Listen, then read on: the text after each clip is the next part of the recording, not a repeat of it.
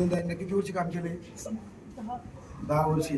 तुम्हाला प्रमाणित करण्याची जबाबदारी मी घेतो. तुमचं पालकतो, मी स्वीकारतो. तुम्हाला सांगून 10 वर्षे झालेत. मला कायमचं कर्म करेल. त्या मुलीला आपण वाचू. आणि मुलगा किती आहे? 10वीला. बरं, हरकत नाही. मुलाकडे लक्ष द्या आणि मुलगी वाचणार आहे. शेवटी बरोबर घातले. पण एक ना एक आई म्हणून तुमच्या कानावर घातलं होतं ना पोलीसच्या टायमाला, त्याला 8-10 दिवस आहे. हा महिने नेहमी आणून आहे तिला.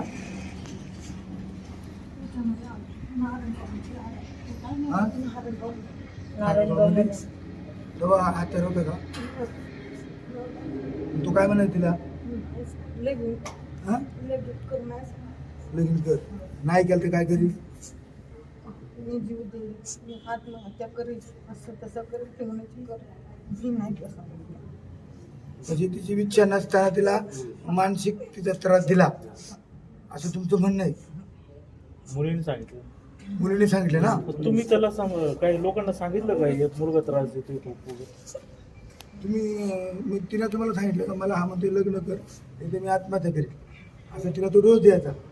एकदा नारंगावला अडवलं आणि एकदा जुन्नरमध्ये. आणि ही आजची 3री वेळ. आणि घरी कधी आलं का तुमच्या? घर शेजारीच राहतो. कामधंदा काय करतो तू?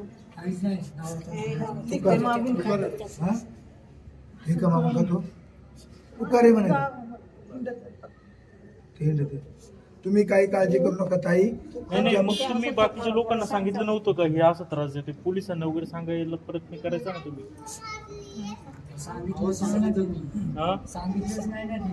सांगितलं असतं ही घटना टळली असते ना.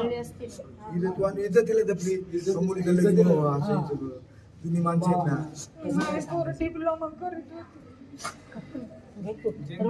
रडू नको सांगू. किती वर्ष गेले? मालक गेले किती झाले? 2019. 2019 ला गेले. ते आजारी होते का? काय आला? या दवाखान्यात आलं होतं ना? बरं, हरकत नाही ताई, तुम्ही रडू नका. तुम्हाला धीर देतो आम्ही. तुम्हाला आता 10 वर्ष तुम्ही रोजंदारीला काम केलंय आंब्याच्या शाळेवर. तर तुम्हाला मी शब्द देतो तुम्हाला तिथे 10 वर्षाचा कायदा आल्या शेतात त्यांचे 10 वर्ष भरलेत, त्यांना कायम करण्याचा तुम्हाला तिथं करू. कारण हे का बोलतो का तुमच्या मुलीनं मग अशी बोलताना आमच्या बरोबर मला माझ्या आईसाठी जगायची हे ती बोलली. म्हणजे ती बोलते पोरगी, तुम्ही खसून जाऊ नका. चला रडू नका, जाऊ द्या. त्रास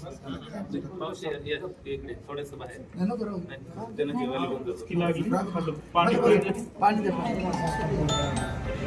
त्याला शिक्षा झाली पाहिजे. काय करतो गावामध्ये तो? पुढे चाकणला होतो कामाला. तू कल्पना करतो का? आई वडील काय करतात? आई वडील काय करणार ना याच्या नावाने पण आई वडील काय करतात? बापाला उचलून आणलं काय केलं? कोणा उचलून बापाला आणून काय करणार? ते काही विचारपूस करतील, जबाब घेतील. परंतु त्याला पोलीस लोक सुट्टी देणार नाही. हा हल्ला. याचं शिक्षण किती झालं त्या पोराचं? 8वीच झाली.